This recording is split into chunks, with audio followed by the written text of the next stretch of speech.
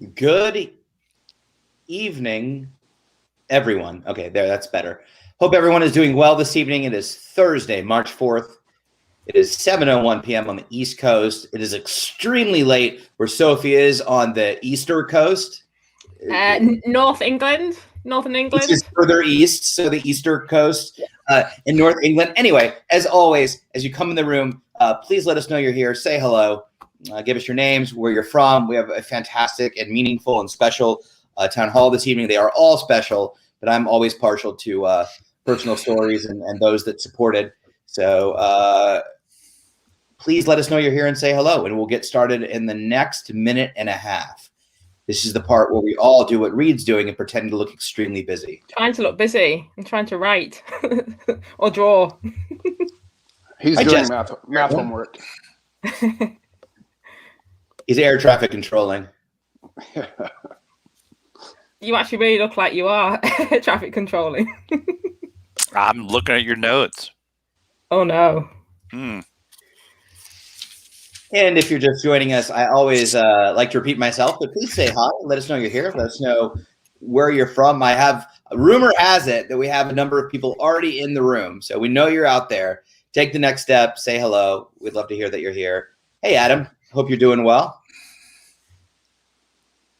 There's Dave. Good to see you, Dave. Hello, Carrie. And yeah, let us know where you're from as well. We always like to either give you sympathy because of the weather or laugh at you because of the weather, but either way, or make ourselves feel good about our weather versus your weather. It's not about shaming. It's just in general. There's Michelle. Oh, hi, Michelle. It's great to see you. Michelle in California. And in just another 10 seconds, we'll get rolling. But as always, please don't hesitate to keep saying hello. Keep letting us know where you are. There's Don. You are all awesome. Thanks to Reid, too. I listen to his relaxation tapes every day. The noise from your head book was fantastic, Reid. Thank you. I'm from Washington, D.C. So Reid already having a fan in Don. Don often comes to the live streams. Good to see you, Don. Don. Hey, Baghdad, Ain, Sonia, Leslie. Thanks for doing this. Really looking forward. Yeah, here comes everybody. Great. So let's get rolling. So I'm going to welcome everyone to tonight's Town Hall Turning Points Volume 2. In December, we did Turning Points Volume 1, which was focused on my own personal journey with OCD and the team that supported me. Tonight, we're very excited to have Sophie and Reid and Shannon join us. I'll talk about them in a little bit of moment. It hasn't been a long day. Totally okay.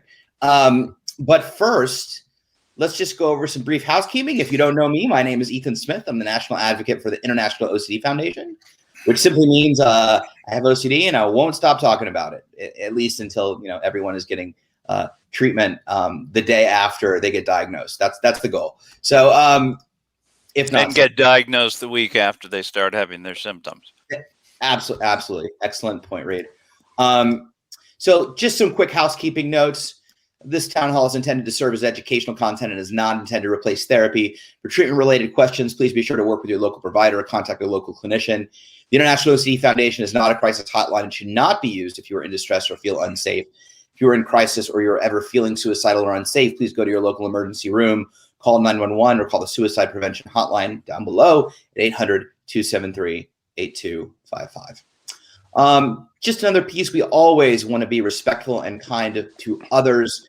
This is a public forum that will be broadcast on all the social media and live there for quite a while, but we still like to keep this as safe a space as possible, a place where we can all support one another in an effort to discuss and have meaningful conversation, especially and not like tonight, where we have somebody sharing their personal story. So please keep that in mind. Kindness, respect, that's what we like.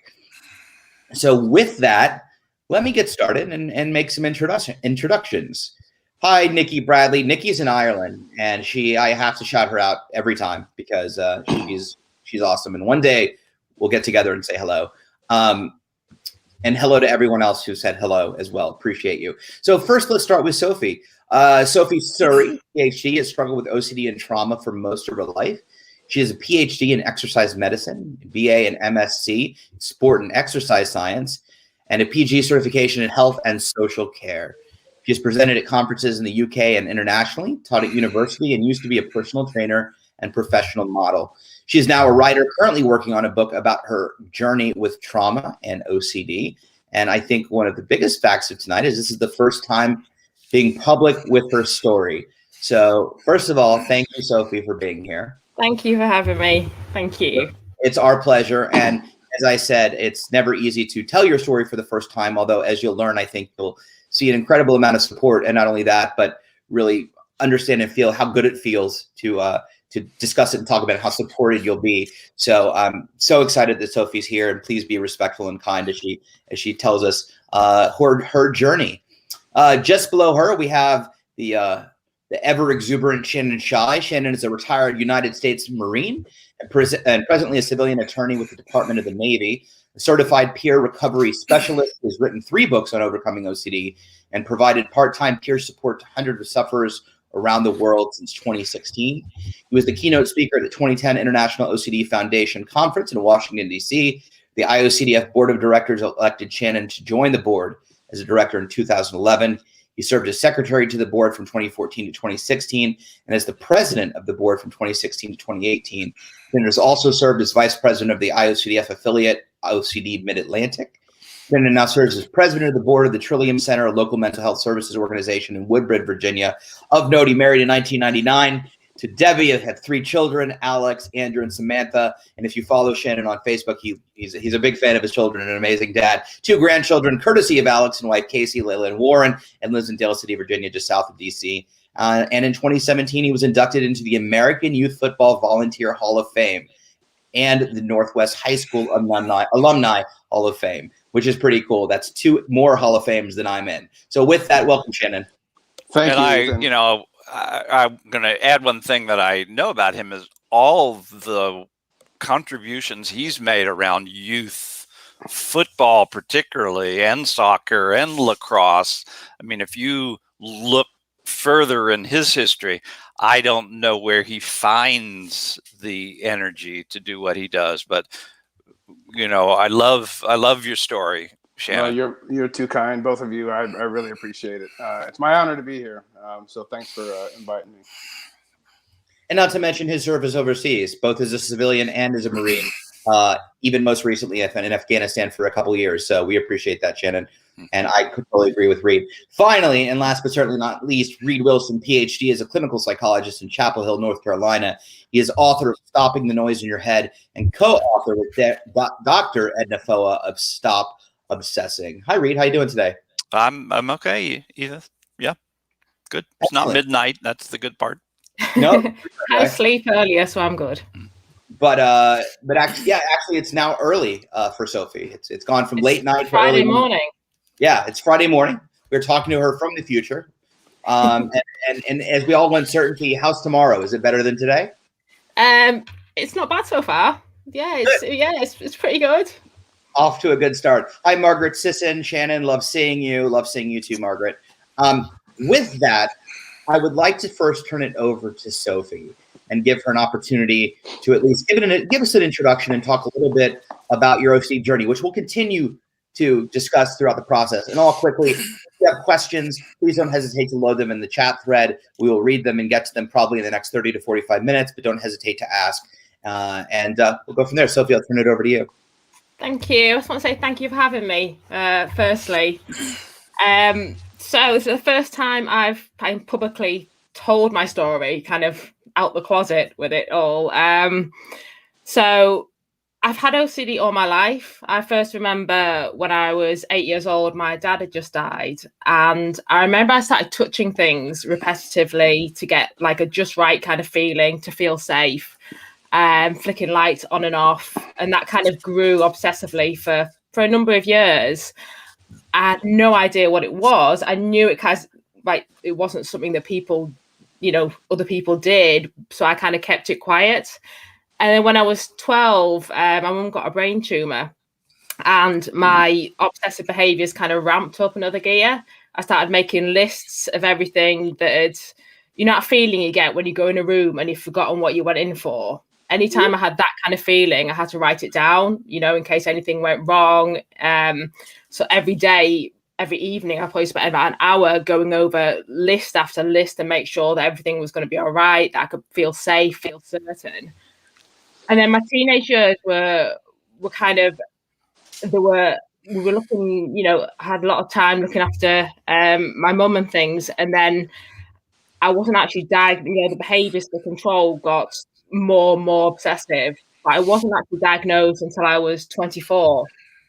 So I went into, I had to actually go into a psychiatric hospital for 3 weeks. I became obsessed with my health and convinced I was dying, and nobody could convince me otherwise. Every week was a different symptom, and I was absolutely convinced. It was like I was my brain. I was believing everything I thought. And so I was really, really not well. Admitted into a psychiatric hospital for 3 weeks and diagnosed with OCD. Very, very fortunate to get a years-long intensive CBT with the NHS. I was very lucky. I had a really good clinician. And I came out of that and thought I'd mastered it. I went back into actually work in an arena that dealt with a lot of the illnesses I currently thought, I thought I'd had in the past. Started a PhD in health and exercise medicine. And I kind of thought the OCD was it was a one-off. It was gone. They said it might come back, and I wasn't vigilant with my therapy, if I'm honest. And then in 2014, my mum died, and I had relapsed within about 3 years, and they were really bad. They were very much related to Harmocd. Very frightened that I could harm someone if I didn't turn things off, and the house might blow up. I got obsessed that I'd put bleach in kettles instead of water, and that people were going to have cups of tea with bleach. It was the most bizarre thoughts. And I trying to get my PhD done. Like, the hard bit was the OCD, so I had to take a bit of time out from the PhD. And I had my medication increased, which did help a little bit. And then I had CBT again, but something else was like bubbling under the surface. I was finding exposures very hard, and I was already on kind of a 10 before I started an exposure. So I started an exposure, and my nervous system was so ramped up that I then went like way past, and I felt helpless because my nervous system was like, shut down, you've gone way past your tolerance limit. And I remember one night lying in bed, and I wasn't good.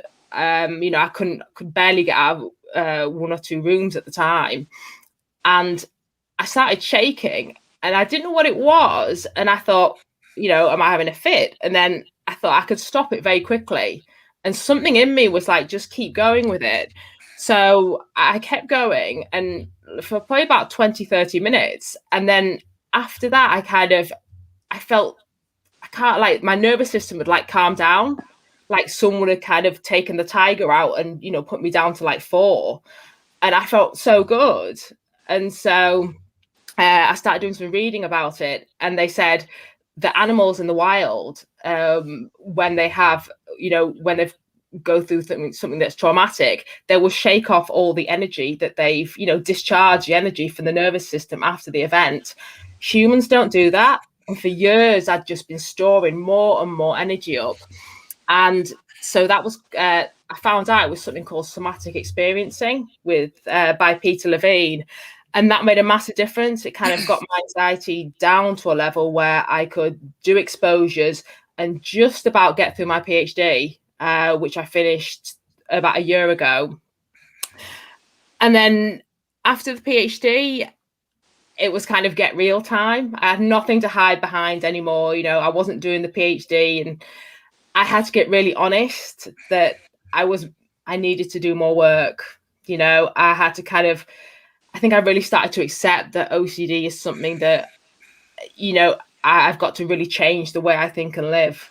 And so I really, I wanted to get well and started a job, and I was struggling. So I'd been reading Reid's book, and I'd seen a lot of his podcasts, and so I reached out as a clinician, and we've been working together for probably about 7 months.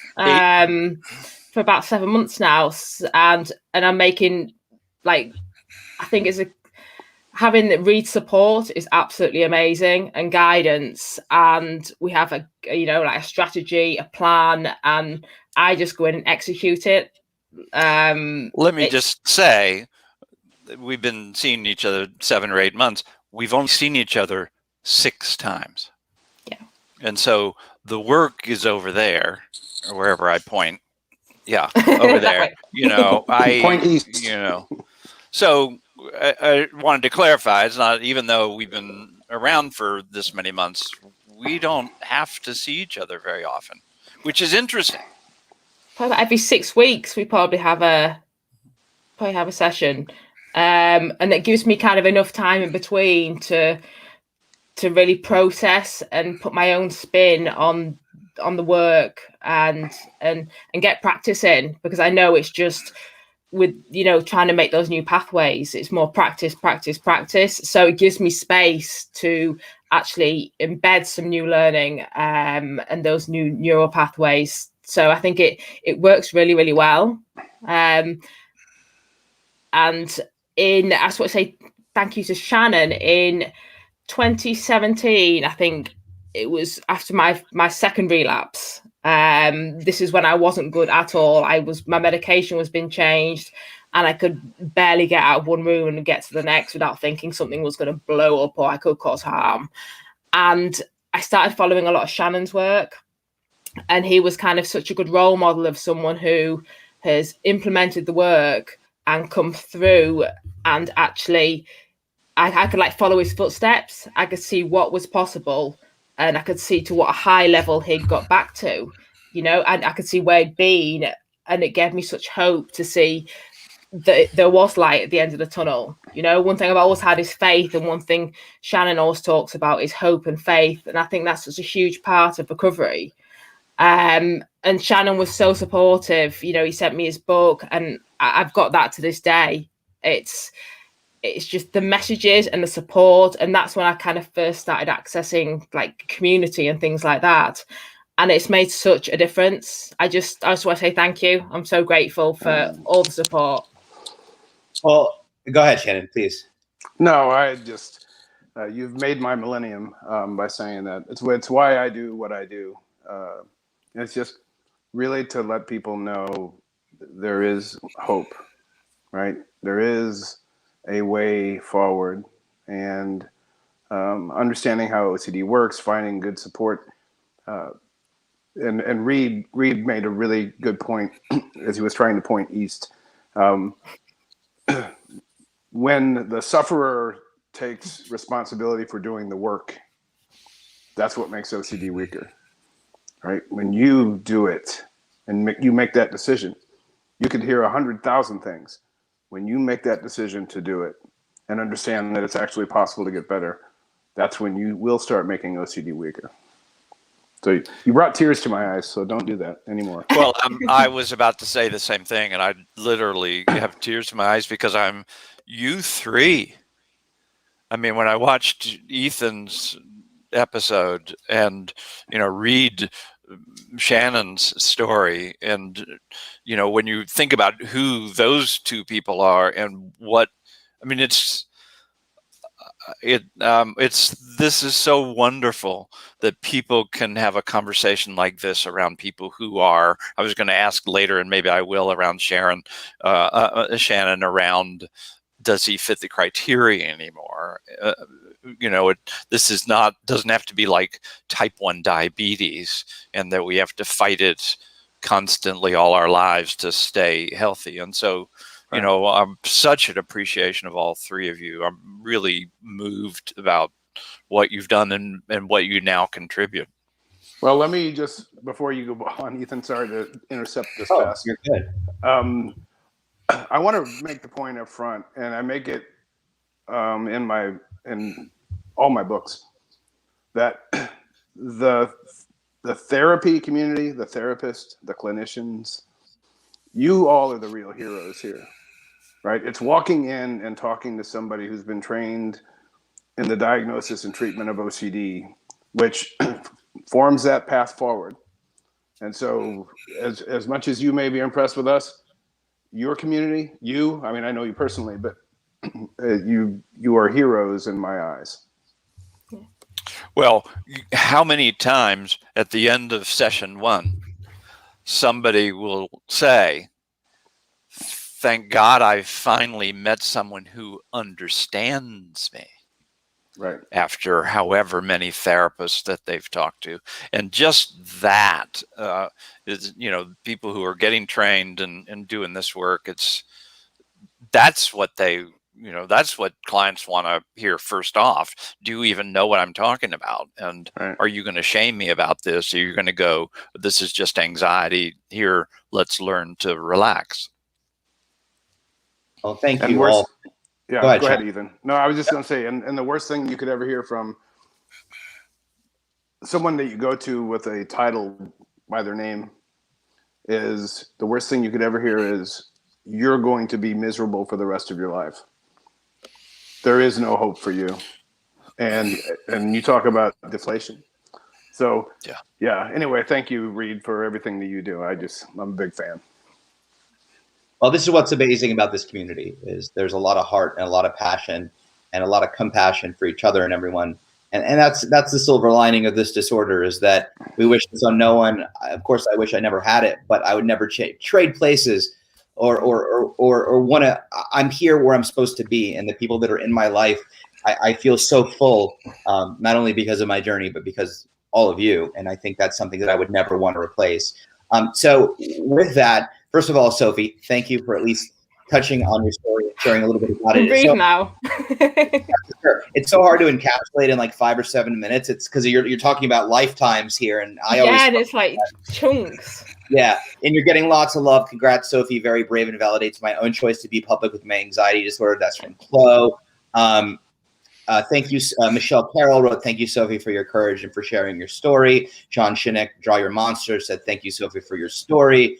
So obviously, but what I was going to say is, first of all, I always really enjoy hearing individual stories because there's something that I can always relate to. And in hearing your story, I'll just be selfish for a second.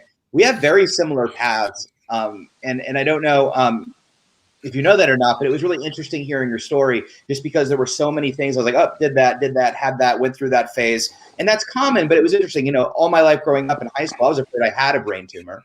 And then it was all health anxiety for me up until I got really, really sick. And then it shifted to self-harm. And I always like to say I had the selfish OCD when, I didn't care about everybody else. I was worried about myself. So like, I actually was afraid that I was going to put bleach in my own drink and accidentally poison myself as opposed to anyone else.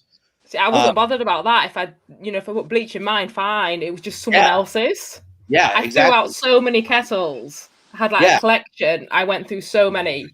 It's crazy. And I threw out one of them too, but I was just worried about me. I'd prefer. So I just think it's very interesting to hear your story and resonate. I too was in an acute psychiatric facility for 3 weeks because my belief and my thoughts my overvalued ideation was so high that it was almost borderline delusional. So anyway, thank you for sharing your story. I really resonated and connected to. Chris just wrote, I had a brain tumor too. I thought it might have been related to so much anxiety. And Debbie wrote, Sophie, thank you so much. Sharing stories helps people know they are not alone. We OCD people need to stick together as we know the suffering. However, there is treatment. Thank you. So all of that. Thank you. Thank you for your comments. Please continue to weigh in and ask questions. We have an amazing group of individuals here from lived experience and Sophie and Shannon to obviously amazing expertise and clinical understanding from Reid. So don't hesitate to ask. But I want to continue to touch on Sophie's story. Let's talk about stigma for a second. When you sort of had to deal with OCD again for a second time, how did that make you feel? I think I felt so much shame, and I think the reason some people know I've got OCD. It's not something that I've never really spoken so publicly about it because I just felt I was doing a PhD, but I couldn't even, I was doing a PhD and I couldn't even get out my own room and make a drink for myself. I was just in the corner of a room and I thought, how come everyone else can get on with everything? I was really, jealous that everyone could get on with everything. But even now, some of the things, it's like Reid and I'll talk, and it's like, but what will people think? What would people think of this? There's so much of that in our sessions. I'm always like, but people don't know. But suppose they start looking. Suppose if I share my story and I think they start looking and checking and thinking, she doing those weird behaviors, or and I think one of the reasons I thought I have to share my story is because I value honesty and I value truth. And I think you put on this earth to be yourself. And if I can't be fully myself, if I have to constantly have this mask on of everything being okay and hide, I don't think I can fully connect to myself. And also people can't really get to know me, and I can't help them. I can't serve the world. So I think the shame was overridden by my values. But I do still, there's part of me, I'm not going to lie, that thinks, oh, I wonder what people are thinking if they're going to be judging me. But like Reid says, people judge you just all day long, and I'd rather, I think it's worth the risk to, and I think by sharing my story, also I want to show that, mental health issues can look like anything. They can be anyone. Just because you've got a PhD or you do certain things doesn't mean that mental health problems can. I just want to let people know that they're not alone, and also to think like other people. I'm trying to say, like, other people around you, they might be going through hell, and just be kind. I kept a very good mask on for many years. You would never have guessed the pain that I was, that I was hiding. So I just hope by sharing my story, it helps me deal with the shame. And, I'm sharing something because it's nothing to be ashamed of.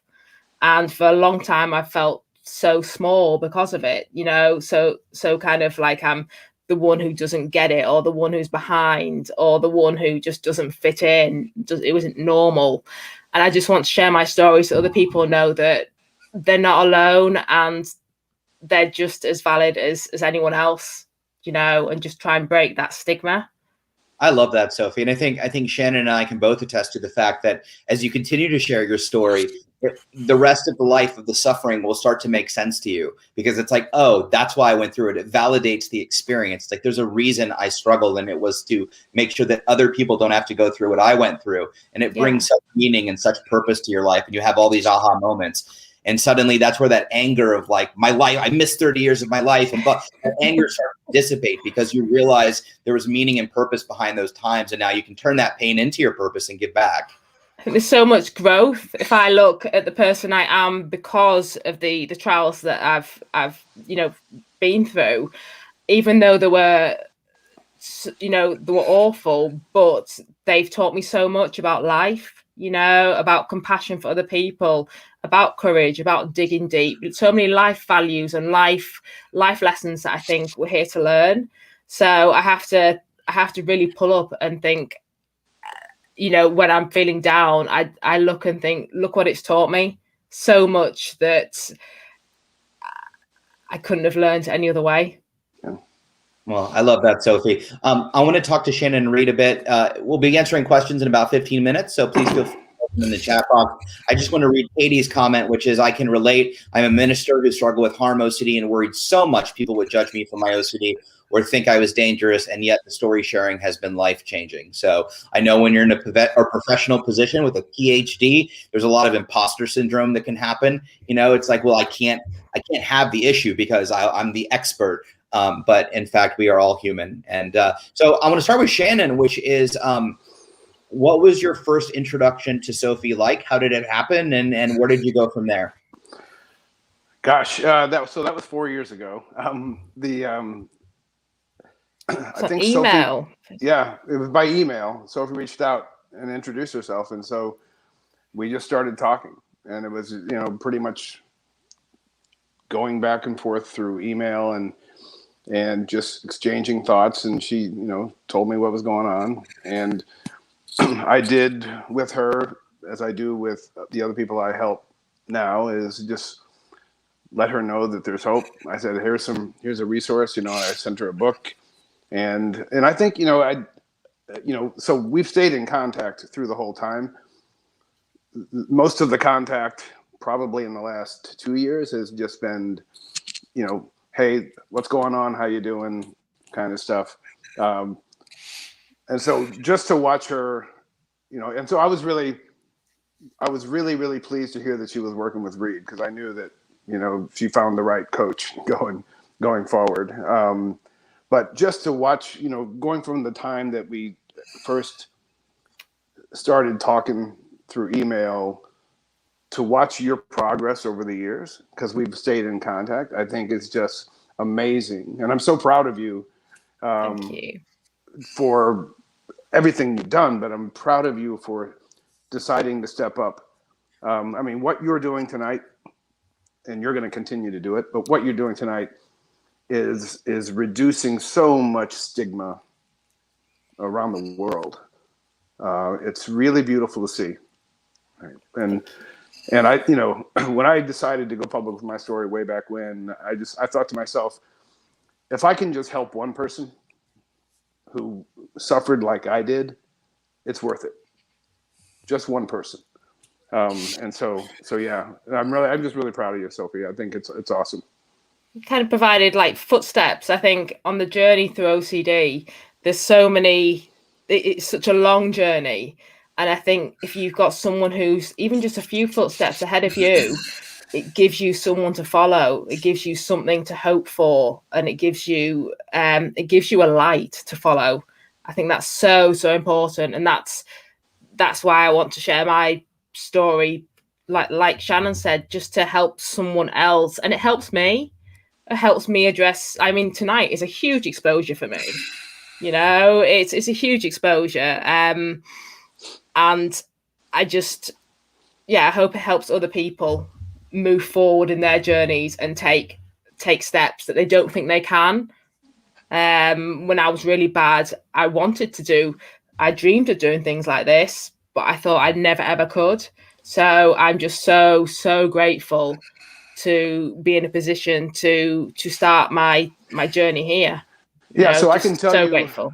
I'm sorry to interrupt, but I can tell you that you can remove the word hope from that statement. You don't have to hope that you're helping people. You are helping people. You can go to bed at 2:00 in the morning in the UK tonight and say, I actually help people and I'm proud of myself. So I think that's really cool. Yes, absolutely. I'm gonna jump in here for a minute, just based on what Sophie has said. So I'm a psychologist. How did I get into this? When I was a teenager, I went through something that was pretty horrendous for me, and I made just out of my tenacity, was able to get myself to safety. And what I decided after that, at really 16, is I don't want anybody else to go through what I went through because of lack of information, because it really was about that. And so I've spent since 16, really, I started a peer counseling service in college, was about being an educated consumer, getting the information in my own hands, not getting manipulated by someone else because I'm uninformed. And so all I've done in my career has been about self-help, just put it in people's hands. So I just resonate with you three around how it started with me too. Plus I decided I should, I have enough craziness that I might as well become a psychologist and just study it, so I'll know how to take care of myself. And that's kind of. Well, I was going to turn to you, Reid, in just a sec, I think, and then we've got some great questions pouring in, so I definitely want to address. But you hit on some interesting points that I want to touch on. I think it is so huge, Sophie, that you brought up, or that Reid brought up, that you see each other or work with each other every 6 weeks or so. and that we always talk about, you need to be your own therapist, and that the magic of the work happens outside of the office.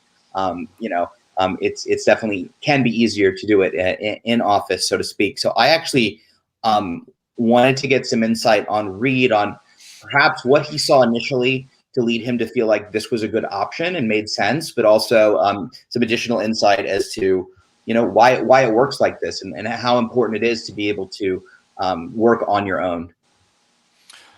Yeah, and you're asking me, right? Yes, sir. Yeah, so I would say one thing specifically to Sophie is the thing around her discovering the trauma and how it was related to the OCD, because she and I would not have been able to do the work we've been doing if she had not gotten there. I would have had a hard time noticing that even.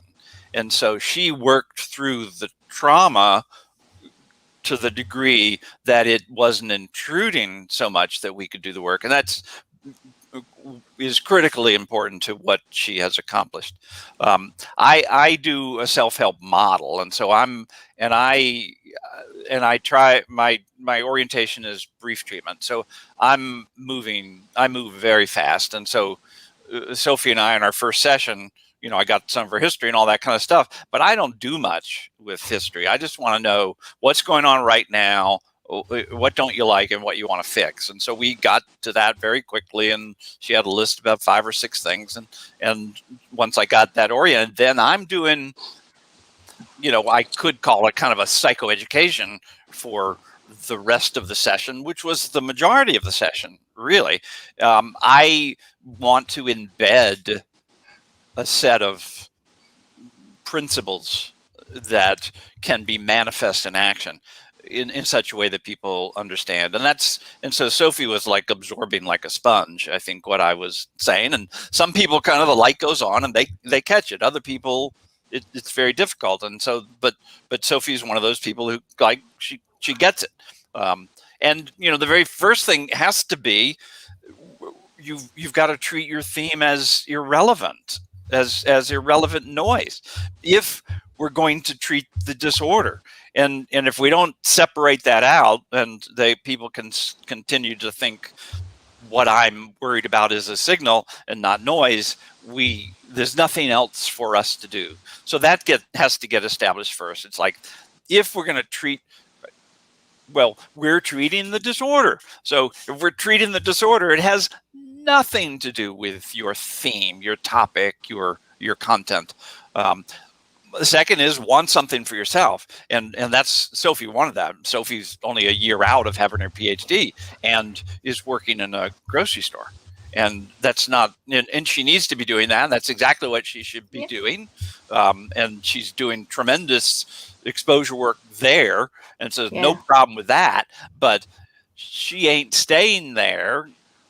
You do know Southern speak, Sophie. I'm getting used to it. I'm getting used. She ain't staying there. She wants to know that she's going to be capable of being on the move. And part of what Shannon was saying is, like, you gotta have that personal drive, and she's got that too. So wanting something, having an outcome picture that's important to you, very important. The next thing is, which she gets, is want what you don't want. This is all paradoxical treatment. Yes, it's so true. You love that one, though, don't you? Oh, I hate that bit. What is it that I don't want to experience? That's what I want to experience, and that directs the action. And I think the bigger, probably the fourth thing I would say is, this is an aggressive sport, and you gotta push into OCD's territory, because OCD's territory is your territory, and you want it back. And you can't, people get confused a little bit about this whole issue around mindfulness. Mindfulness is tremendously useful in what we do, but to me, it's not sufficient to do the work, because you gotta aggress, and Shannon can relate to this and all this sports stuff. If you're playing soccer and if you're the forward, you got to cross into your opponent's field, and very often there's nobody around you and you're on your own. I used to play defense, you know, it's a lot easier back there. But so those are the four things that I think she picked up on pretty quickly. And it's not that uncommon for me to meet people that infrequently, because like her, they catch on. Other people I need to see more frequently. So that's you know, her determination. The last thing I would say is, I think what we have done and I do with other people is, I believe in rules. Yeah. Establish rules. You know, and most people with OCD know how to have rules because they have rituals. And so, you know, what we're looking for is, through a kind of logical system, when I'm not in the middle of an obsession, or an urge to do a ritual, what is it about this behavior of cleaning the kitchen, or, you know, driving the car, or locking up at night? What is it? What protocol do I want to use, given how far along I am right now, and set that up and then lock it down. And because the Sophie who sits and talks to me and strategizes what to do is not the Sophie who shows up at the end of the night to lock up the building with making sure it's secure. That's the part of her that's victim to the disorder. And that Sophie needs to be a worker bee. Yeah. She just needs to follow the rules. And that's because if you don't do it that way, the Sophie who's victim to the disorder in the present moment starts going, well, wait, this is an exception. This is a little different. Straight down a hill. Right. So I'll be quiet. Yeah. So on that point, if I could make a really good analogy, when I talk to people about these rules, and you create your recovery universe, if you analogize it to a baseball player, so sorry, Sophie, we're going to use an American sport here, but a hitter at the plate hits the ball, he runs to first base, you know, and people go, well, why did he do that? Why didn't he go to third? Because that's closer to home. And I said, well, no, that's the rule. So we instinctively condition ourselves to follow these rules when you're faced with that, when you get into that moment, right? When OCD hits you and you're like, oh, what do I do? And you say, I'm following my rules. I'm going to first base. So I also third base is closer to home than first base. I didn't know that. I thought they were all equidistant. So now you know. Okay, thank you very much, Ethan. Well, now we know who's on first. And then what's on second. And what's on second. Yeah. That's how sporty I am. Find a good bowling analogy to fit with my OCD. So there's one point I want to bring up, then I would get to questions, because there's so many good questions here. But I will tell you, and I relate to Sophie and what Reid said and what Shannon said. For me, I had this wonderful aha moment where the moment where I realized I had a choice, when I was really just at the complete bottom, was this, you know, amazing paradox where with OCD, it's all about, you know, living with uncertainty and the discomfort around uncertainty, and how little control you have over things, and your only control is your focus and your behavior, not your thoughts. And it dawned on me in this moment that the one thing that I had certainty about was that if I continued to listen to OCD, I wouldn't live my life, or live a full life, or frankly, even have a life. And and it suddenly seemed that taking the risk, like, what if this happens, and what if that happens, and what if I do this, and what if I do that, suddenly became the better option, because I had certainty that if I didn't take the risk, I would never have a life. So I'm gonna take a risk here and move into the fire and move into the fear and take a chance, because if I don't, the alternative is in fact certain. Yeah. And that was very powerful for me to realize that. Yeah, absolutely. And that, you know, so often, well, okay, this is a silly example, maybe, but, you know, lots of people I've worked with around driving, you know, I think I've just run somebody over, and they've been knocked into the high grass, and in the ditch and no one's going to see them and they'll bleed out and be dead by tomorrow morning. It'll be my fault. Now I've got to circle back around and I got to check and see, blah, blah, blah, over and over again, unless I'm on my way to class and I can't be late again, or I'll get one grade taken off, letter grade taken off, and now I'm just going to keep moving. So even in that simple little example of I got to get to the class, they had in that moment a higher need that competed with the urge to go check. And so when Ethan starts talking about, well, this is not how I want to live my life. I want to live my life in a new way. You elevate that up. And keep that in front of yourself every time you start to feel really challenged, and then can do your practices. That's like your target. I always think, I've got somewhere I'm writing my book and there's things that I want to do. And that's my target, that no matter what the noise is, I have to think, where do I actually want to be? I want to move forward, and I can't do that while keeping my feet stuck in the same place doing compulsions. And it still doesn't feel, you still feel the anxiety, but you have to go forward because you've got something else that is bigger, that means more to you than where you are. Absolutely. Go ahead, Shannon. Oh no, I've got a thousand things to say. I'm just on these topics, right? It's how I got better.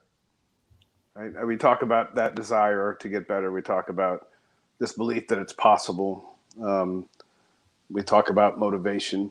We talk about strategy, but the motivation piece is what I work a lot with people on. It's what's that higher value to causes you to choose recovery over fear. And here's a really good example. We're talking about one of my themes after I was diagnosed was violence and sex with children. And I had two little boys, 5 and 1. And nearly lost my life because of it. People ask me and so one of the ways I dealt with OCD was I allowed these thoughts to be in my mind. I just let them be there. And people say, how could you do that? Right? That's too much of a risk with your children. And I said, I wanted to get better because of my children. And so I decided that I was going to, as Ethan says, I was going to take that, and I call it an OCD-defined risk. I was going to take that risk of just letting these thoughts be in my mind because I love my children. Right? It was my motivation. And it was so painful, right? We all know it, how much that anxiety will tilt you. And how ironic. Correct. And really, if you look at it, you can never let doubt or anxiety be the reasons why you give value or you give in, because OCD would always win if that were the case. And so we make that choice to do the things that make OCD weaker because of the doubt and because of the anxiety, right? We use them to our advantage and say, I don't want to be like this forever. And there's something I can do about it. Outcome picture, critical, and number one. And number two, trust that the path that I'm going down has an opportunity to get me there. You got to have both those pieces. If you got the outcome picture, but you don't trust the work, then you're just going to lament not getting there. Well, that point, So I'm sorry, Reid, but to that point, you made a really good point. I was diagnosed in 1997 and had very rudimentary cognitive behavioral therapy at that point.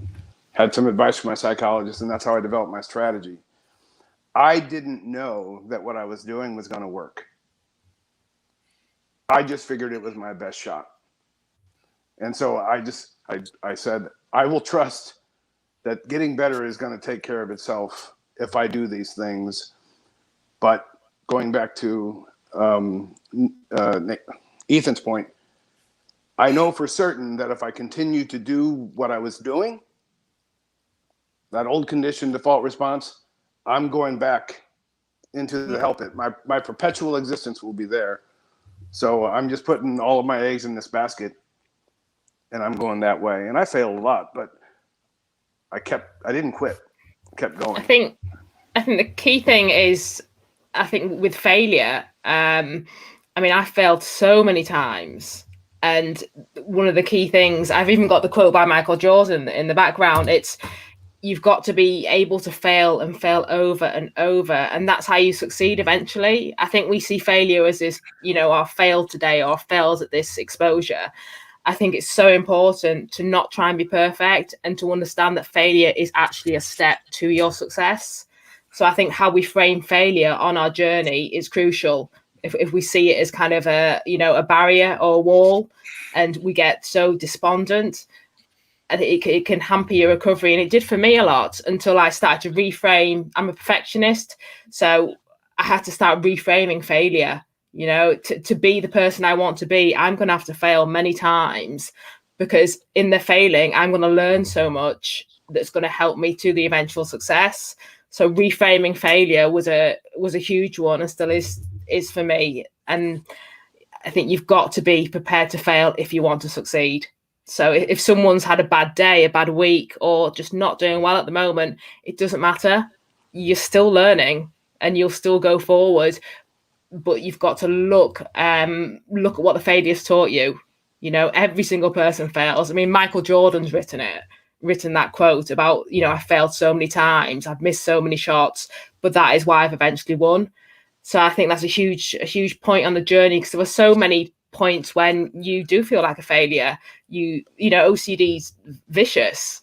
You'll get, one day you might have so many episodes and you might fail at some, but it doesn't matter. You keep moving forward, learn, keep moving, and still keep valuing yourself. I think that's so important for like your own self-confidence. Yeah, absolutely. I mean, all those are amazing points, and I'm going to get to some questions, but I think that that's also why, and I think everybody would agree, is you can't use feelings as a determining factor about progress or how you're doing, or whether you're making strides in this journey. Feelings are very deceiving. Feelings are not facts, but feelings sure definitely play a strong role in making you believe your OCD content, or that it's not working, or any of that stuff. So, you know, you're hearing a lot of words like action and moving your body forward and things like that. And that's really where the sweet spot is. The minute you make how you feel the focus of your work, that's where it becomes a problem, because ultimately how you feel is the thing to change last, right? You can do the work, and in your head it's like, okay, I'm doing this work for OCD, I should feel better any minute. It's like, no, probably not in the next week or even month or even few months. And if you do, that's a bonus, that's icing. But really what happens is it's one of those things where, you know, if you notice a pain and you pay attention for a while and you're a little worried about it, and then 2 weeks later you're like, oh, pain's gone, I didn't even notice that. That's how feelings kind of shift with OCD treatment. One day you just realize that you feel better and you're like, whoa, look at me, I'm kind of enjoying this process in life and things like that.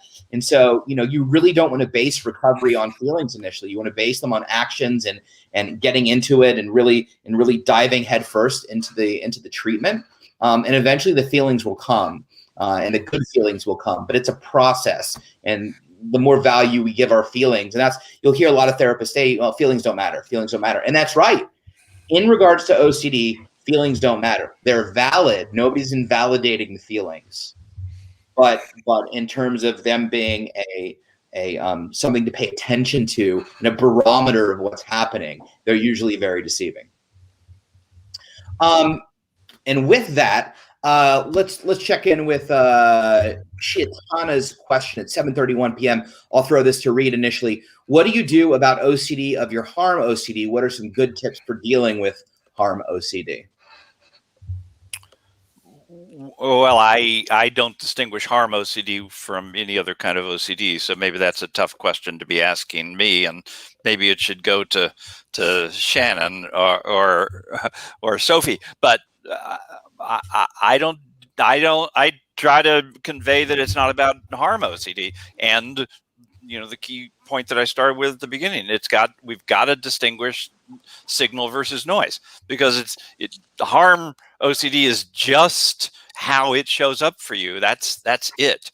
And so we're going to take that apart. And, you know, if my client doesn't want to go forward out of fear that she's going to harm someone, well, then she doesn't go forward. I keep putting it back in your lap. It's like the world can get by with you continuing to do what you're doing. Let me convey to you that if you want to treat the disorder and you're willing to see the theme of your disorder as not relevant to treating the disorder, then we can do the work. And then we can invent, practices like leaving my knife on the bedstand if I'm afraid I'm going to kill my spouse in the middle of the night or whatever it may be. Sophie or Shannon, do you want to kind of weigh in on that as well? I think one of the key things is not making the content of the obsession by not making that the focus, and by just making it makes a strategy so much more simple. So I'm not thinking, have I locked, have I not locked? I just think uncertainty, move on. I've got a rule, move on. And it makes it very quick. So I think by not getting stuck in actually what it is, I know what the obsession is. It might be, have I locked this? In my head, I want to replay it over and over to see if I have.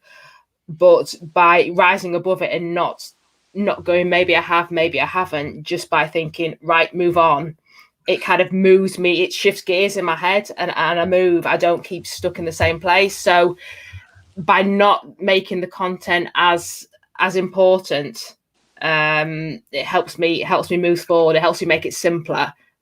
And it's just a strategy I apply whenever I need to. I mean, mine's still, there's a lot of things I'm applying it to at the moment, but it just makes it speedy. I can go a lot faster when I'm not debating whether maybe I have, maybe I didn't, what are the flaws, and I can just go straight ahead. I know what that is. Rise up and move. It's speedy for Sophie because she first stopped and decided, I'm not, this is going to be the rules I'm going to follow. And she decides it when she's clear-headed and thinking logically, given where I am in my progress with the OCD, how many times do I need to check the lock this week when I'm locking up? And then that's the expression I'm using, locking that down.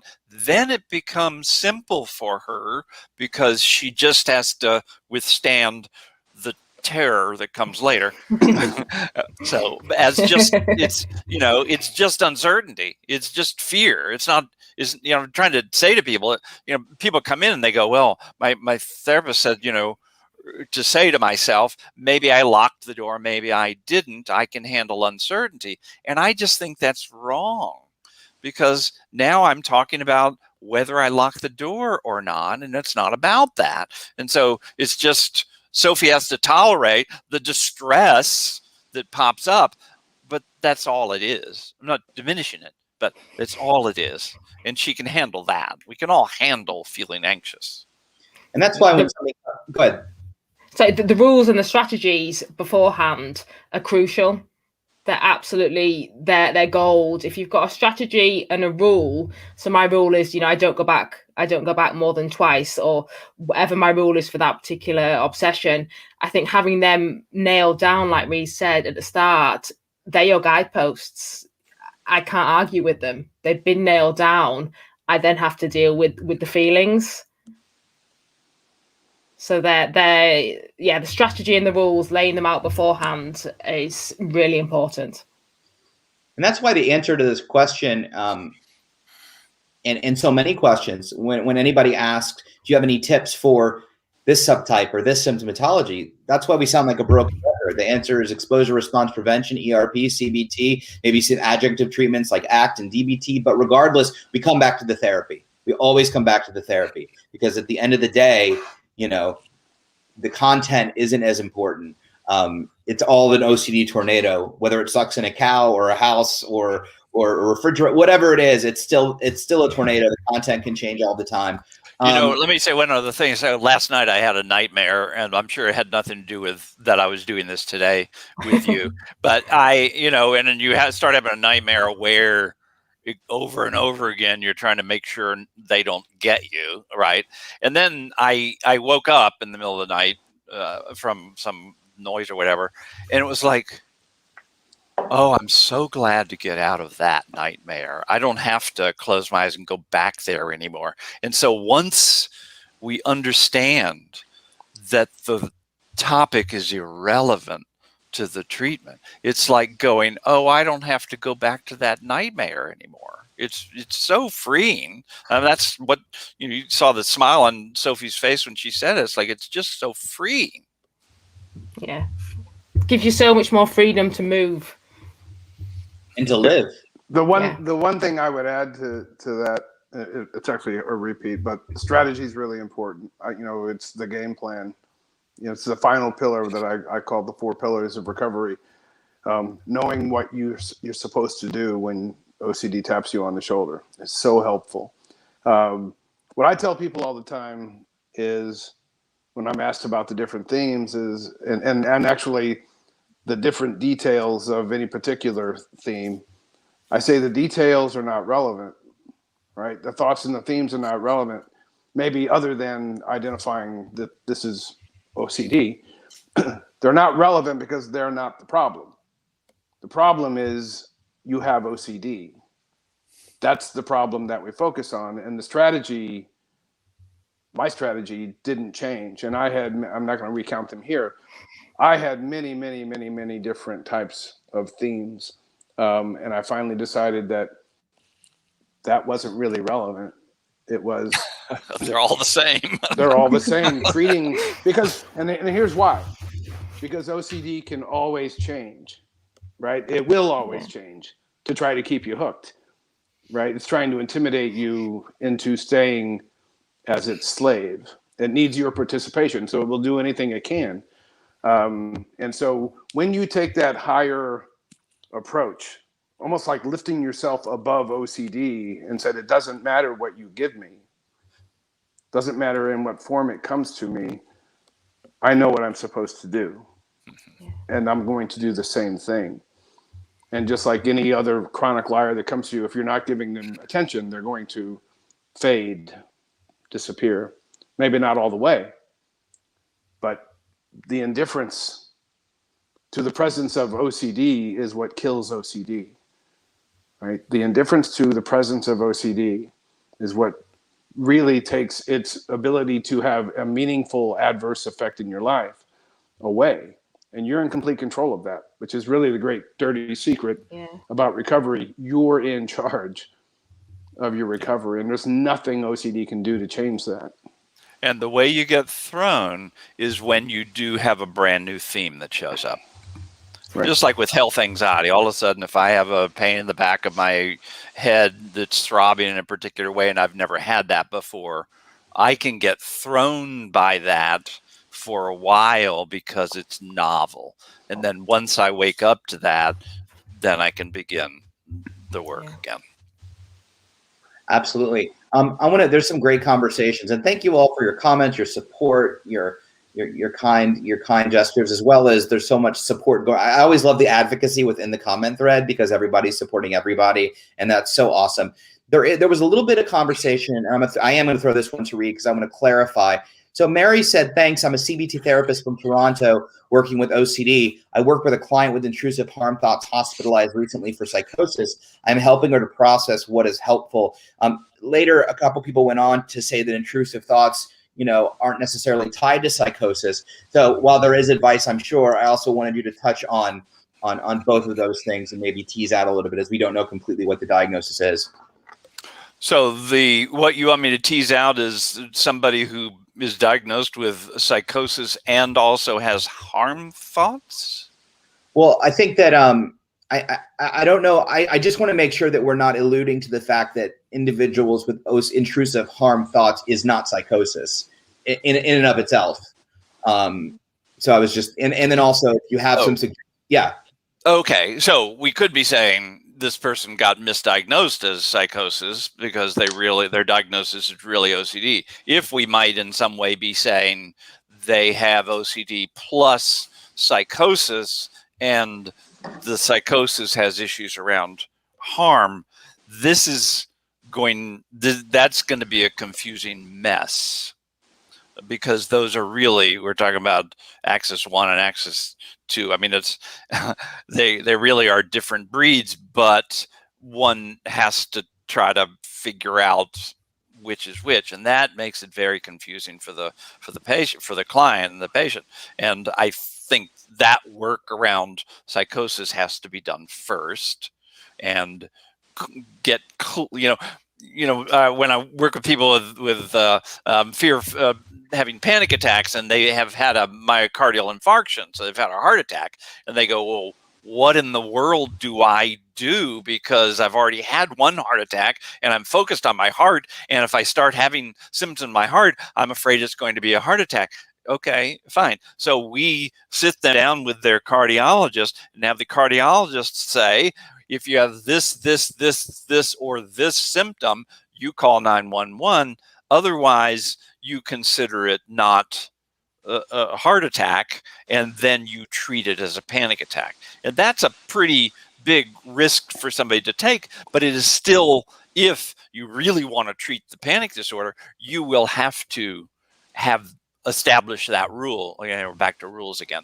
And so even though I'm afraid it's a heart attack, I am going to treat it as a panic attack. With this example, if we're really talking about somebody with both these disorders at the same time, all that stuff needs to get cleaned up first so that they can, have those distinctions. I have no idea if I'm answering what she was asking, but that's what I've got. No, I appreciate that, Reid. And I think her question spawned some additional concerns about intrusive thoughts. Intrusive harm thoughts equals psychosis, or everyone with intrusive thoughts may have psychosis, and vice versa. So I think that was helpful and adjusted everything. And so that's the whole thing. If you think it's psychosis, then you and I aren't doing our work now. I am not going to persuade anyone about the diagnosis.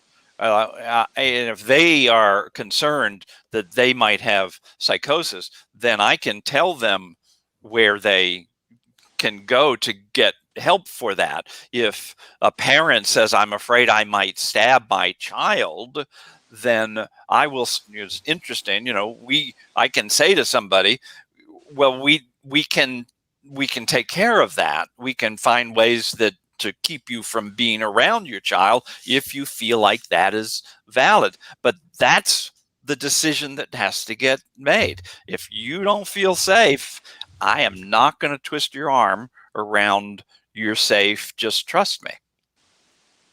There is it's worth noting, I don't want to say too much on this, Mary, I hope that answered your question. We'll give out an email at the end.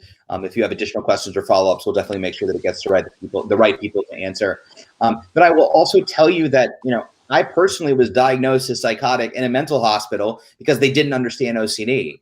And I'm not in any way, your patient may have a dual diagnosis going on. We're not trying to diagnose a patient. We don't have any information, and I'm also not a doctor. But what I will say is that I keep saying the word overvalued ideation. My belief in my OCD thoughts were so strong, and I believed them so much that when I verbalized what I was thinking, I sounded emphatic. Now, to a clinician at an acute psychiatric hospital that probably has no experience with OCD, he's hearing me say, oh my God, I'm going to kill myself. What if I kill myself? I feel like I'm going to kill myself. And I'm saying that because I had self-harm OCD, right? So he's going to say, oh, he's psychotic.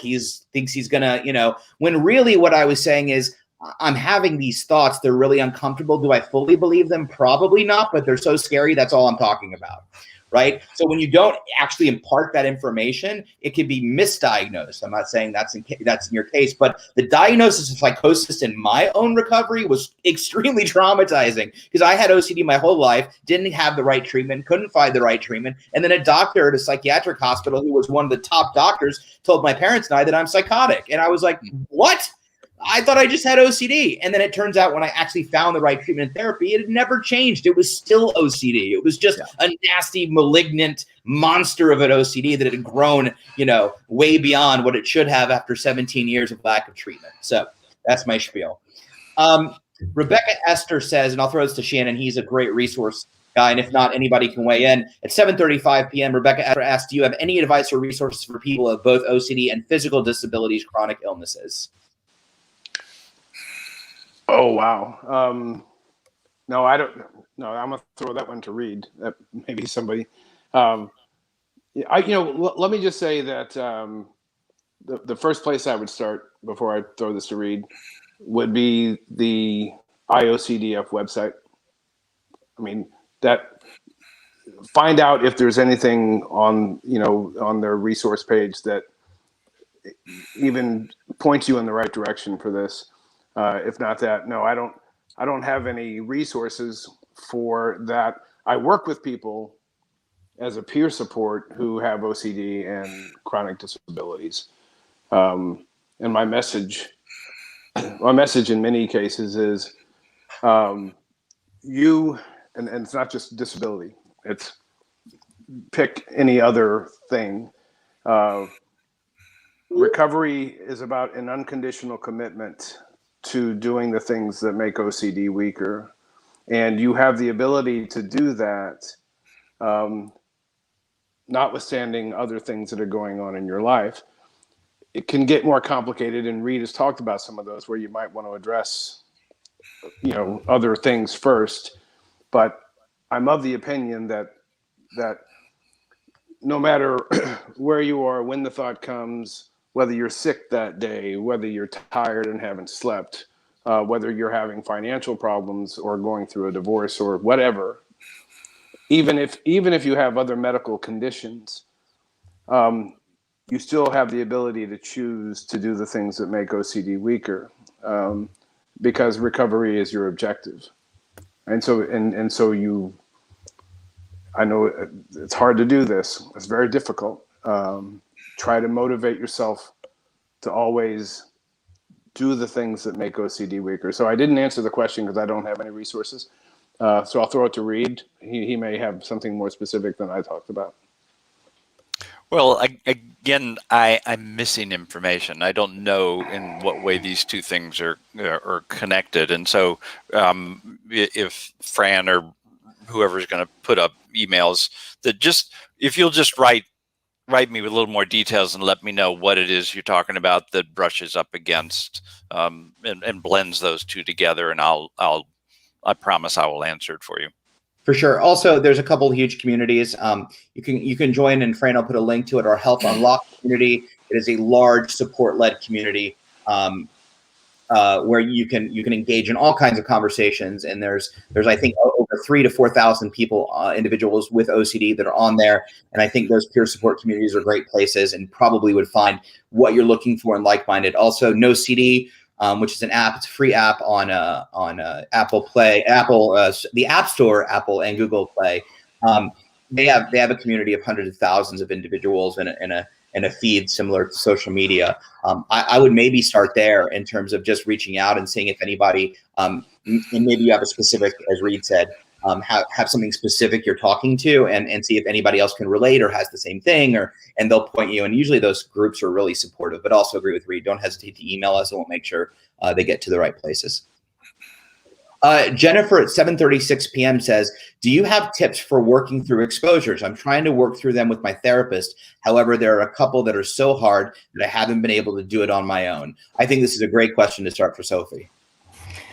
I think first of all, one of the key things is that I really impacted me was trauma. Was making sure there's nothing underneath that's your nervous system's already kind of on a 10 or 11, kind of ironing out if there is any underlying trauma or anything like that. But working on things by yourself, I think it's so important to break it down if it's too big. So if there's something that say if Reid and I have decided on, we think this is going to be a good exposure, and that's the plan. And if I found it really tough, like there's one that recently I found really tough, the plan was to do X, and I just found it too much. I emailed Reid, and we moved the goalpost down a little bit. It wasn't that we weren't doing the work, I think you've got to be honest. You've got to be honest with your clinician of, are you finding it too hard? Because it should be hard, but not so hard that you can't actually do it. And then, like we did with Reid, like Reid did with me, bring it right back down so that it's doable. So you are still making progress, but you're not like overwhelmed, because then you just feel like you're failing. So I think it's so important to be honest with your therapist as to where you're at, and not trying. I always want to be perfect and do all the exposures perfect, but you know, I was struggling. So I contacted Reid and said, nah, it's too big. I thought I could do this one. And so we just moved the goalpost down a little bit. So now we're making progress on these ones, and eventually I will be where I want to be. But it's about being, I think, honest with yourself and your therapist. Thank you, Sophie. Reader Shannon. What I would offer is small steps are okay, as long as you keep moving towards your objective, you know, and you're not making deals with OCD. Like, you know, I'll go ahead and do all these compulsions on these little ones as long as you don't give me the big one, right? Because OCD is a great big liar. It's never going to keep its end of the bargain. So small steps are okay. But reminding yourself. So I'm going to speak just how I did it.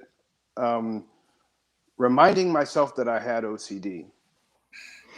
Going through any episode that I had. I didn't do ERP way back in the 90s when I did it. I just was immersed in OCD all day long on many different themes. And so the most valuable piece of information that I ever got towards my recovery was my diagnosis. Right. For me, it explained why these thoughts were there. So I would remind myself, I'd go through, and then I had my own little strategy as I did it. But going through, I would just remind myself, this is coming from OCD. Go ahead, keep going. And like I said, the small steps. One of the things I do with my peer clients, when they have a particular theme or thought or episode, however you want to describe it, one of the things I do with them, and they're really having trouble having any success on not giving into a compulsion. They just, for whatever reason, they can't not do it.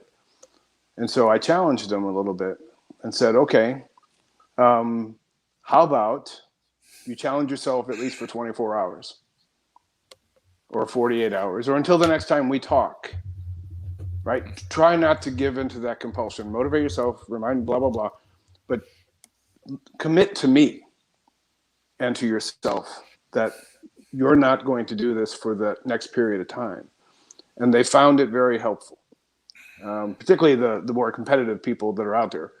They found breaking it down like that.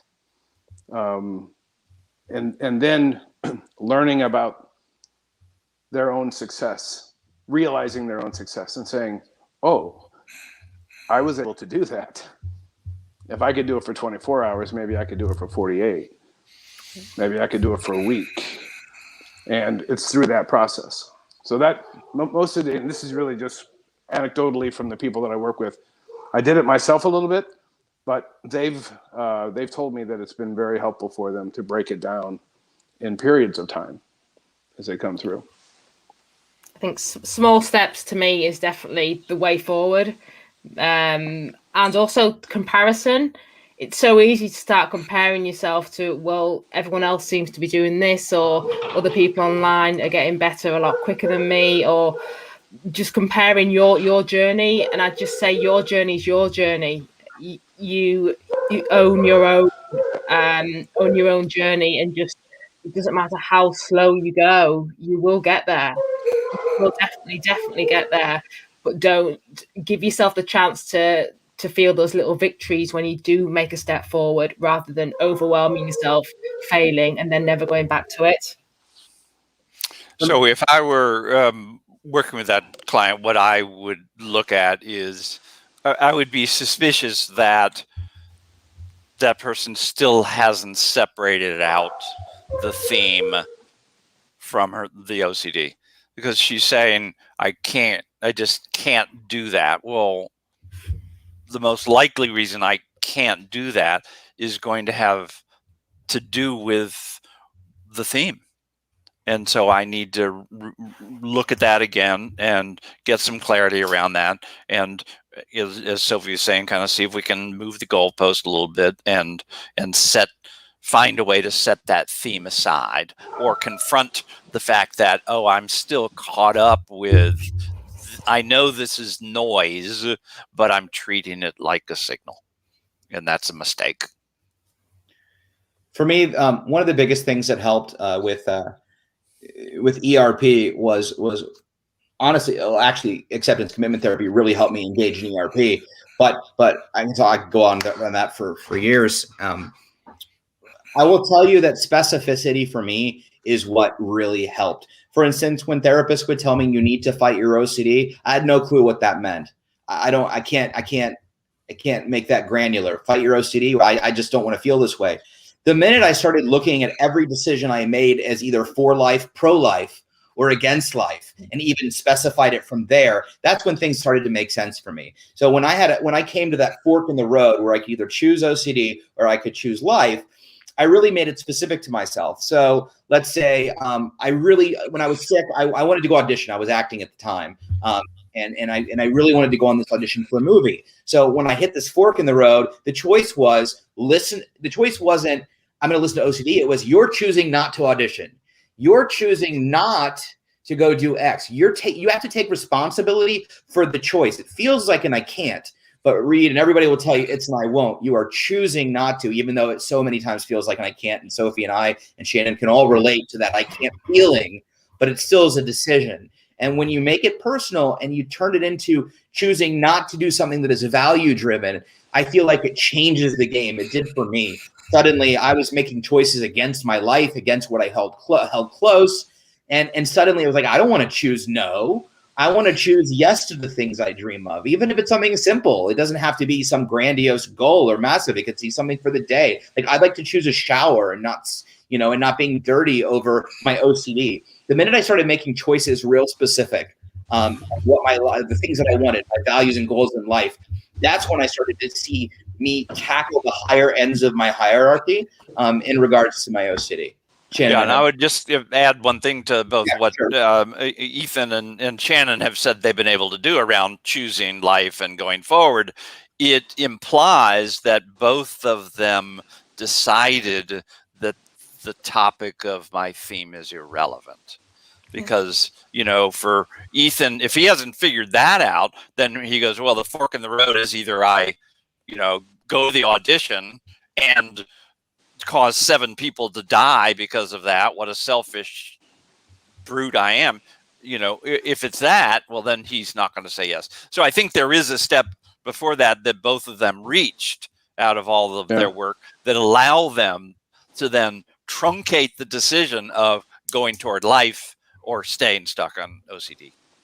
Yeah, and it doesn't mean you're not going to have anxiety and continued doubt, right? So, I mean, that you acknowledge the fact that you're going to have anxiety and continued doubt. And we just say, I'm choosing this. And I'm not going to make a shameless plug on my new book, but Sean Chinook, who's just a tremendous artist, Sean did all the illustrations for the book. He draws a fork in the road picture where if you go left at the fork in the road, you're going back to the hell pit. If you go right at the fork in the road, you've moved towards recovery. And it's such a powerful drawing, but it really is that choice. And if I don't say one more word on this phone, this conversation, it is my firm belief that ability to choose, despite doubt and anxiety, is what makes you more powerful than the disorder. It is the thing that makes you more powerful than the disorder, to make that choice. And there's nothing that OCD can do to change that unless you allow it to do so. So think of that power, right? You hold the key to your recovery, and there's nothing OCD can do to take it away unless you give it away. Thank you, Shannon. I totally agree with you. We're running out of time. I definitely want to talk about Shannon's book. I also want to read a couple more comments, and we have some housekeeping at the end. But David at 7, you don't need to post this, Shannon. Fran, We'll just call him Franon. Whoa. Oh, sorry. That was my own computer. Everything blew up and I thought something happened. David wrote, I appreciate that what you guys have brought to the OCD world. Shannon, your approach and techniques are used daily in my life. This is David Dowdy, by the way. Reid, your books are part of my iPhone library. I cannot say enough about Ethan's advocacy work. Sophie, I will have to become a follower of your work. Thank you. Thank you. Good to hear from you, David. Yeah, that's everything to all of us and why we do what we do. Why you do what you do. Thank you. Thank you so much.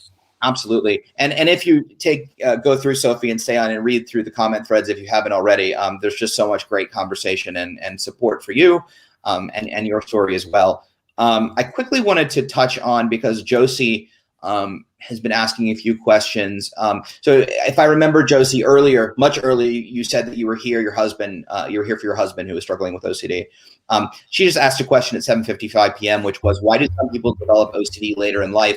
Husband diagnosed this year, age 38. I'll throw this to Reid.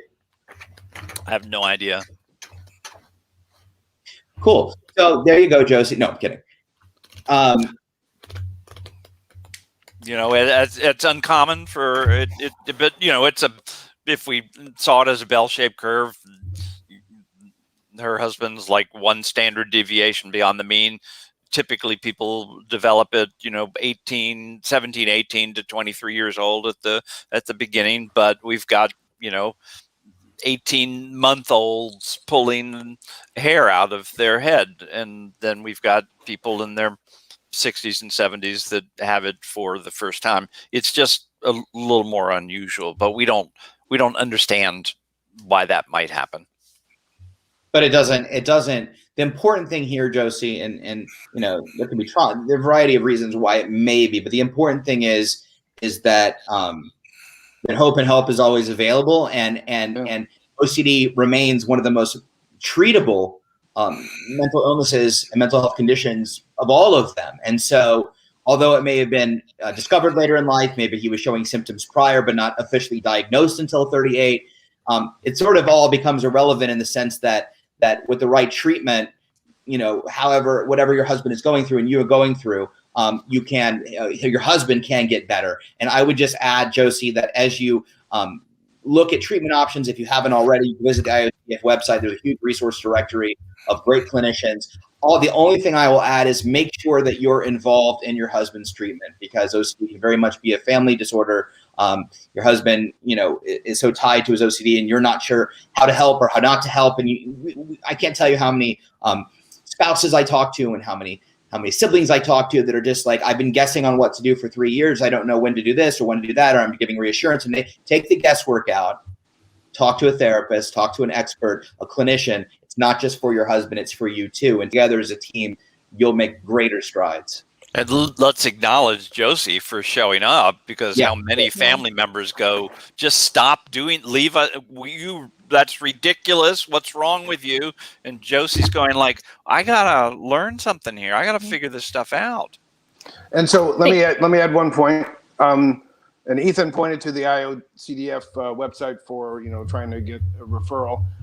Whatever you do, Josie, make sure that whoever you finally see with your husband is trained in the diagnosis and treatment, especially trained in the diagnosis and treatment of OCD. It makes a world of difference. And I know many of them, having been associated with the IOCDF for a long time. I talked to a lot of people who come see me. It's because they went to somebody who didn't know what they were talking about with OCD. And that's a shame. That's missed opportunity. So just make sure you do that. And the treatment is so much more efficient. Right. Because I think also there's some really good books about how to help someone in your family who's got OCD. I think there's one by John Hirschfield, I think. And I remember I bought them for my family, because they was, it's so important that they're on your team and that they know what's happening and what your strategy is. So there's some really good books. And there's a great article also, which Fran will put a link to on the IOCDF website, about how to choose a therapist. And you should interview the therapist. You should question the therapist and make sure that there's a checklist of things that you need to look for to treat OCD. And even if they're on the IOCDF resource directory, we in no way vet every therapist. So I would definitely, that's why we have the article on the website. And also Fred Penzel wrote a great article as well. Regardless, I would definitely look for that article if Fran can find it, a link to it. And don't hesitate to interview and make sure that they tick all the boxes. I spent 17 years doing the wrong treatment and spent a lot of money. My family spent a lot of money. Is everybody okay going a few minutes over? I just want to respect everybody's time. One more question I want to get to, just because we don't talk about false memories a whole lot. So I just was curious to your thoughts. So Juan at 7:57 p.m. wrote, "Can an OCD intrusive thoughts turn into false memories? Mine started when I saw someone post their harm story on social media, and then I started to worry if I have harmed someone in the past." Go ahead, Reid. Yeah, you want to go first, Shannon? Oh no, I mean, I think the answer is yes. If you had to say it in a word, one of the ways OCD affected me was it took actual events and events that never happened and made them into some kind of OCD thought, right? So I could think of a zillion examples, but certainly with the really confusing part is when there's an actual event and then OCD will just start introducing doubt about what happened at the actual event and continue to insert doubt as long as you're willing to entertain it and keep coming, right? So for example, I would go to a bar one night and so the kernel of truth would be I would be at the bar. The kernel of truth would be I'd be walking through a crowded place and not COVID, but before COVID, you're trying to walk through a crowded bar and you'd just rub up against somebody trying to get somewhere. And then the next morning, OCD came back and said, "Oh, you sexually assaulted that woman that you went by."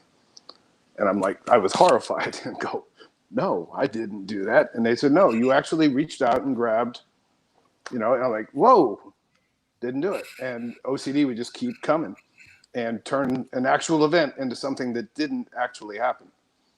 And I would remember, it would cause that almost like a true memory that you had, and you could visualize it.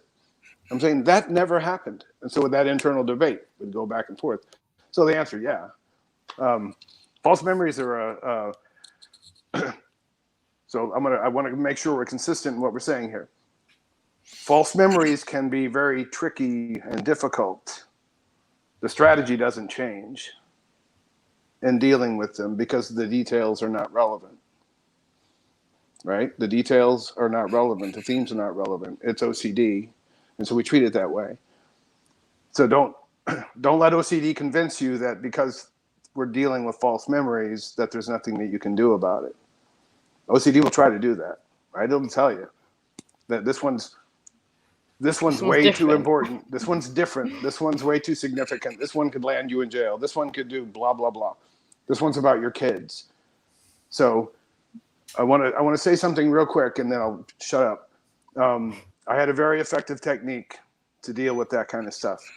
And it doesn't have to do with false memories specifically. It deals with OCD trying to make one thought more significant than another thought because of the gravity of the consequences. Like OCD will tell me, okay, you treated those as OCD, yeah, but those weren't that big of a deal. But this one is different. This one is about your kids. And so the way I treated that in my own mind was my theory was OCD thoughts don't have any value, zero value. That's how I treated them. And I said, if one OCD thought has no value, then they all do. Because the root is OCD, right? So 0 equals 0. I'll be the one who chooses whether I give value to a thought. I'm not going to let OCD distinguish the significance of thoughts for my recovery. Okay, so that's it. And OCD is going to pick a topic that I value.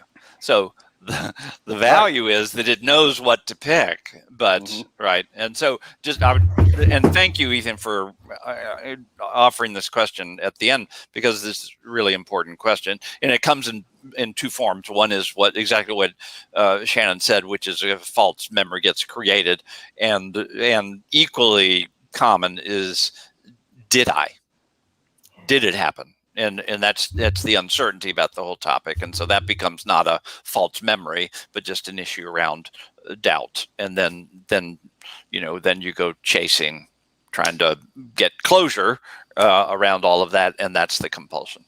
Especially if it revolves around a real trauma, something that really happened in life, like a suicide or a death or something where the event actually happened, and then your OCD ties to that event as well.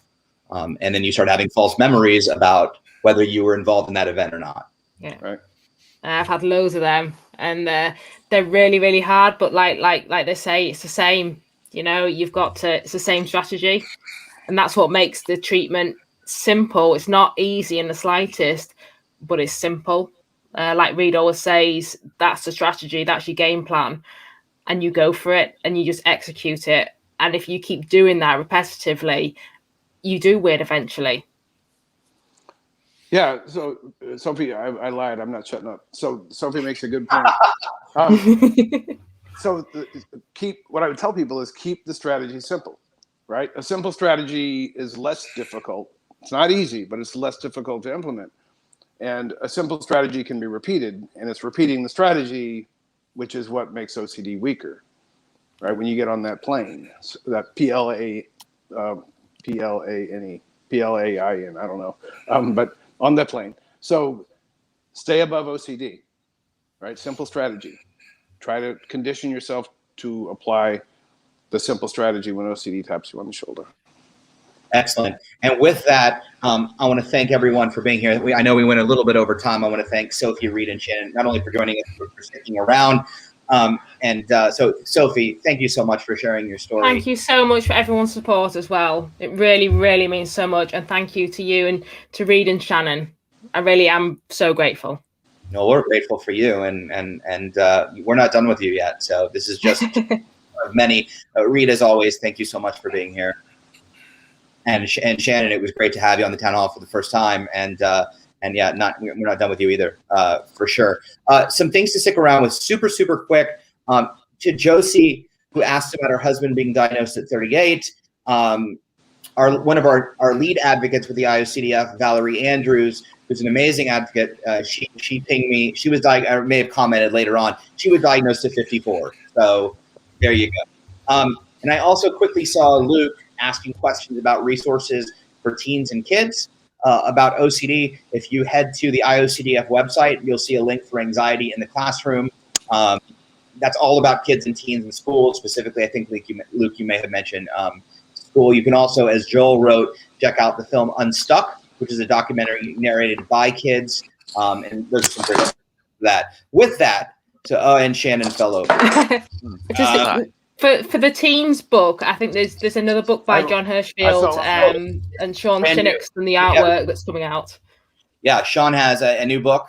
John Hirschfield has a new book coming out, beautifully illustrated by Sean. Sean's making the rounds, and we highly recommend it. Shannon, real quick, I just realized. Quick, tell us a little bit about your new book. All right. Well, my book is called Turning Points. Right. So the Turning Points. So Sophie got it. The angle of this book is told through the lens of peer support. I talk about my story. I talk about how I got into peer support. Talk about what peer support is and what it's not. It's not therapy. And then I, basically walk people through explaining my strategy, but it's not really about my strategy. I tell people whatever your strategy is, with your therapist, I give tips and techniques on how to implement the strategy. I get some tips and techniques for family and friends. At the end, I have a go-to list of just one-liners that people have found helpful. I have the turning points piece of it. Jeff Szymanski, the executive director of the IOCDF, he read the manuscript and he said, why don't you call this book Turning Points? And the reason he said that was, I forgot the number, it's 12 or 13 or 14 testimonials of people around the world who I've helped. And they talk about what their aha moment was in working with peer support. And so we call it Turning Points. Very powerful. And I will tell you, Sean Chinook is just amazing. He did the artwork for it. Sean read the book. I can't see. That's the fork in the road one. Yeah, he read the manuscript, and then he drew what talked to him, and his artwork through the book tells a story on its own. So Sean, if you're listening, thank you so much. You're amazing. So that's it. The book is on Amazon. It's called Turning Points. So if you're interested, check it out. So I really appreciate, Ethan, you having me on tonight. Oh yeah, no, of course, and thank you, Shannon. And as you'll see in the comment threads, Fran has posted a link to both Shannon's book and John Hirschfield's book, both illustrated by Sean Shinnick. So we have to tell you, if you want to follow him on Instagram, it's S Shinnick or Draw Your Monster. Let's put a link to Draw Your Monster to Sean's website, who's a dear friend and just an insanely talented individual. And I'm sure he'll illustrate all of our books at some point. But he's phenomenal. With all of that, let me quickly thank you for posting that link, Fran. I appreciate it. Some quick housekeeping. As always, I want to thank the IOCDF and, of course, Fran behind the scenes for doing his digital voodoo. Bunch of announcement. I think you all have gotten emails, but the annual OCD conference update due to ongoing COVID-19 restrictions, the IOCDF had to make the difficult decision to cancel the in-person annual OCD conference in New York, which was scheduled for July 2021. And although we're disappointed we can't meet in person this year, we have many online conferences this year. So with that, I don't know, Fran, if you have the link, but you can visit iocdf.org/conference. I think there are 4 or 5 virtual conferences that are going on starting in May with mental health and anxiety and faith, and ending with the big virtual conference in October. And then we are currently scheduled, and I'm sure we will be there, in Denver for 2022. Also, quickly, anxiety and athlete survey and anxiety and faith-based community survey. There's 2 surveys out there, 2 needs assessment that we're doing to help inform some work that we're doing in anxiety and OCD in athletes, as well as anxiety and OCD in faith-based communities. Everyone always asks me, how can they be an advocate? I want to be an advocate. This is such an easy way to join in and give your expertise. If you go to the website, on these below, we can also put them in the link. We would love your input. It would go a very long way. And finally, quickly, for next week on Tuesday at 7 p.m. Eastern, we have an episode of Just Ethan, which is just me. And on Wednesday at 12 p.m. Eastern, we're doing a lunch and learn with Dr. Liz. The topic is OCD and food-related issues with Beth Brawley, who's a phenomenal individual. So yes, to find out all about the live streams, which we've got tons and tons of content every week, check out iocdf.org/peace of mind for all upcoming programming. And if you haven't already and you want to be notified about all the programming the IOCDF is having over the next month or months or years, subscribe and follow on Facebook and YouTube. It's not news anymore, but we are also on Twitch. Okay. I like when the face lines up with one of our guests' face. We're not as lucky today, but it's fun. So with all of that being said, we also just recently hit over 7,000 subscribers on YouTube. So thank you. And if you're not currently subscribe on YouTube. So with all of that being said, thank you again to Sophie, Reid, and Shannon. Thank you to all for being here. As always, you can contact the foundation with any comments, questions, concerns, topic ideas at info@iocdf.org. If you have questions for Sophie, Reid, or Shannon that didn't get answered, or follow-up questions, email that email below. We'll make sure that the questions reach any of the individuals here tonight and get you your answers. So with all of that, thank you for spending your evening with us. Have a wonderful day. Stay safe, stay vigilant, feel the feels. Don't let OCD off the hook. And we'll see you next time. Good night. You 3 rock. Good job. Thank you.